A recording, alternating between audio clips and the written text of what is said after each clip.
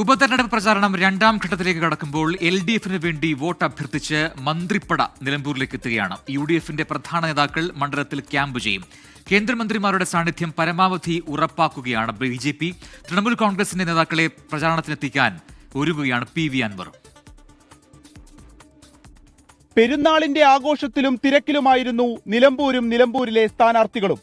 നാളെ മുതൽ വീണ്ടും ശക്തമായ പ്രചാരണം. എം സ്വരാജിന് വോട്ടഭ്യർത്ഥിച്ച് മുക്കിലും മൂലയിലും മന്ത്രിമാർ ഉൾപ്പെടെയുള്ളവരെ എത്തിക്കാനാണ് LDF ക്യാമ്പിന്റെ തീരുമാനം. നാളെ മന്ത്രിമാരായ മുഹമ്മദ് റിയാസും OR കേളുവും മണ്ഡലത്തിലുണ്ട്. വരും ദിവസങ്ങളിൽ മന്ത്രിമാരായ V ശിവൻകുട്ടി, P രാജീവ്, റോഷി അഗസ്റ്റിനും നിലമ്പൂരിലുണ്ടാകും. 13-ാം തീയതി മുതൽ 3 ദിവസം മുഖ്യമന്ത്രിയുടെ പര്യടനം. റാലികളിൽ പങ്കെടുക്കും.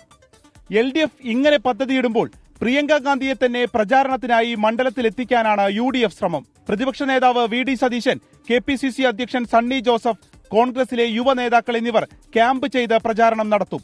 LDF വികസന നേട്ടങ്ങൾ പറയുമ്പോൾ ഭരണത്തിന്റെ പോരായ്മകൾ പറയുകയാണ് UDF. സുരേഷ് ഗോപി ഉൾപ്പെടെയുള്ള കേന്ദ്രമന്ത്രിമാരെ വീണ്ടും കൊണ്ടുവരാനാണ് NDAയുടെ ശ്രമം. സ്വതന്ത്രനായിട്ടാണ് PV അൻവർ മത്സരിക്കുന്നതെങ്കിലും തൃണമൂൽ കോൺഗ്രസിന്റെ നേതാക്കളെ മണ്ഡലത്തിലെത്തിക്കാൻ അൻവർ ക്യാമ്പും നോക്കുന്നു. നേതാക്കളുടെ ഓരോ ആരോപണങ്ങളും വാക്കുകളും അളന്നു മുറിച്ച് ചർച്ച ചെയ്യപ്പെടാം. വരും ദിവസങ്ങളിൽ നിലമ്പൂരിൽ പൊടിപാറും പ്രചാരണം ഉറപ്പ്. ടീം 24 നിലമ്പൂർ.